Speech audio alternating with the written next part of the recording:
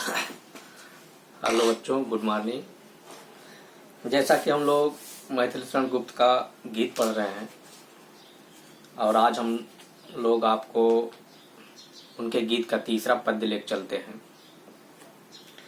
तीसरे पद्य में उर्मिला कामदेव से कुछ प्रार्थना कर रही है, कामदेव से कुछ विनती कर रही है।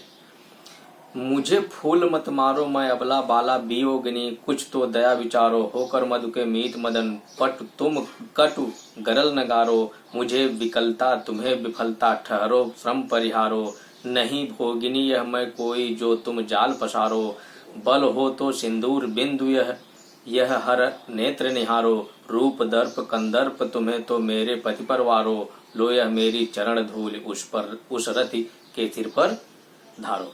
देखिए, यहाँ कहा जा रहा है, उर्मिला कहती है मुझे फूल मत मारो, मुझे फूल मत मारो।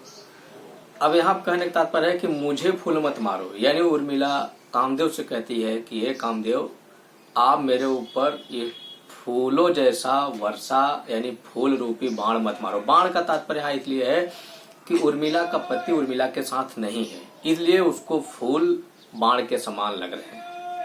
जैसे किसी का प्रेमी किसी के साथ न हो, किसी पत्नी का पति साथ में न हो, तो वहां पर यह बात लागू हो जाती है कि उसे बसंत ऋतु उतना अच्छा नहीं लगता जितना लगना चाहिए। इसलिए वह उर्मिला कहती है, एक तो मेरा पति साथ में नहीं है, ऊपर से तुम इतने अच्छे खिल कर निकल के बसंत रूप में आ गए हो, बसंत आ गया है, एक तो मुझे यही काट रहा है, फिर मैं अबला बाला वियोगिनी। अब वह कहती है कि मैं तो एक अबला हूँ और एक तो दूसरी युवती हूँ, इस समय मैं दुखी युवती हूँ, और सबसे बड़ा तीसरा उस पे क्या है कि मैं वियोग में जी रही। वियोग का मतलब आप लोग जानते ही हैं, श्रृंगार रस का दो भाग है, संयोग श्रृंगार और वियोग श्रृंगार। वियोग श्रृंगार में रहता है कि मिलना तो रहता है लेकिन साथ में नहीं रहते। कुछ तो दया विचारो। अब इसमें कहा जा रहा है कि अब तुम मेरे ऊपर दया करो। अब देखिए फिर से उर्मिला की तरफ कि मैं एक तो अबला, फिर बाला, फिर वियोगिनी, यह मैं दुखी भी हूँ और युवती भी हूँ और वियोग में जी रही हूँ, इसलिए तीन तीन कष्ट मेरे ऊपर है। ऐ मदन यानी ऐ कामदेव, अब तुम मुझ पर यह पुष्पों की वर्षा मत करो जो बाण के समान लग रहे हो। यानी बसंत ऋतु में पुष्प खिल जाना उर्मिला को बाण के समान दिखाई दे रहा है। होकर मधु के मीत मदन, यानी मदन का तात्पर्य कामदेव से, कहते हैं कि हे कामदेव, आप बसंत के दूत हैं और उसके मित्र भी हैं। यानी जब बसंत ऋतु आता है तो सभी प्रेमी प्रेमिकाओं में प्रेम उमड़ जाता है। इसीलिए मैं कहती हूँ कि आप बसंत के मित्र हैं। पटु तुम कटु गरल नकारो। अब कहा जा रहा है कि ऐ कामदेव, मेरे ऊपर पट तुम कटु गरल नगारो, मेरे ऊपर यह पुष्पों जैसा बाण और विष जैसा जहर मेरे ऊपर मत फेंकिए। क्योंकि जब कामदेव आते हैं, यह यहाँ कहा जा रहा है जो पुष्प खिले हैं, खुशबू अच्छी हवाएं आ रही हैं, बसंत में सबका मन हो रहा है, तो यह पूरा दृश्य देखकर मुझे जहर के जैसा दिखाई दे रहा है। अब यहाँ पे जो बातें होंगी वो कड़वी लगेंगी, इसलिए यह जहर जैसा मेरे ऊपर न्यौछावर मत करो। यानी पुष्पों को गिरना उसको बाण के समान दिखाई दे रहा है, इसलिए वह कामदेव से विनती करती है कि मेरे ऊपर यह न्यौछावर मत करो। फिर कहती है मुझे विकलता, अगर तुम ऐसा करते हो तो मेरे अंदर व्याकुलता बढ़ेगी और तुम्हें विफलता। अब कामदेव कहती है और तुम्हें विफलता मिलेगी, यानी सफलता नहीं मिलेगी। ठहरो, अभी भी कहती हूँ रुक जाओ। श्रम परिहारो, तुम बहुत थक गए होगे, श्रम मतलब मेहनत, मेहनत करके बहुत थके होगे, और परिहारो उसको दूर करो। यानी कहा जा रहा है कि ऐ कामदेव, अब तुम मेरे ऊपर इन पुष्प रूपी बाणों की वर्षा मत करो। अगर तुम ऐसा करते हो तो मेरी व्याकुलता बहुत तेज बढ़ जाएगी और इतनी बढ़ जाएगी कि तुम्हें सफलता नहीं मिलेगी बल्कि विफलता मिलेगी। और विफलता मिलेगी इसलिए मैं अभी भी कहती हूँ कि रुक जाओ, अब आगे पुष्पों की वर्षा मत करो। और इतनी देर से मेहनत कर रहे हो, अब थक गए होगे, अब थक गए हो, उसको दूर करो। नहीं भोगनी यह मैं कोई, मैं भोग विलास की स्त्री नहीं हूं।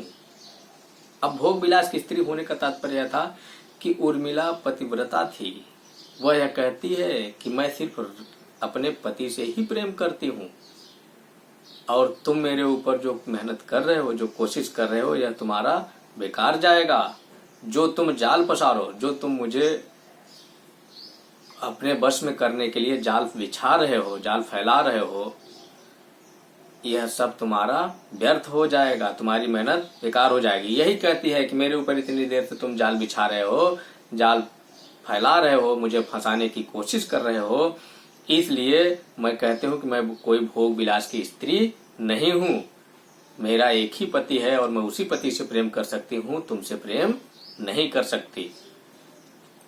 फिर बल हो तो सिंदूर बिंदु, अगर तुम्हारे पास ताकत है, तुम्हारे पास दिव्य ज्ञान है, तुम देवता हो, तो मेरा यह सिंदूर बिंदु निहारो, यानी जो मैंने अपने मस्तक पे सिंदूर लगाया हुआ है, इसको ध्यान से देखो और यह हर नेत्र निहारो।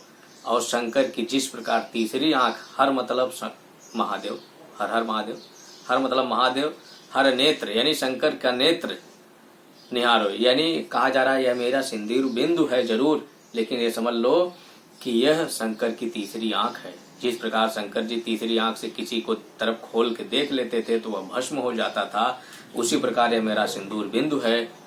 अगर यह छूने की, इसको नष्ट करने की कोशिश करोगे तो इससे तुम भी भस्म हो जाओगे। रूप दर्प कंदर्प, कंदर्प का मतलब कामदेव और रूप दर्प, रूप का मतलब सुंदरता, दर्प का मतलब ज्यादा सुंदर। यहाँ कहा जा रहा कि अगर तुम्हें अपने रूप पर, इतना सौंदर्य पर घमंड है, ए कामदेव, अगर तुम्हें अपनी सुंदरता पर बहुत ज्यादा घमंड है तो तुम्हें तो मेरे पति पर वारो, तो यह सुंदरता ले जाकर मेरे पति पर न्यौछावर कर दो। ए कामदेव, अगर तुम्हें अपनी सुंदरता पर इतना घमंड है तो इस सुंदरता को ले जाओ और मेरे पति लक्ष्मण पर न्यौछावर कर दो।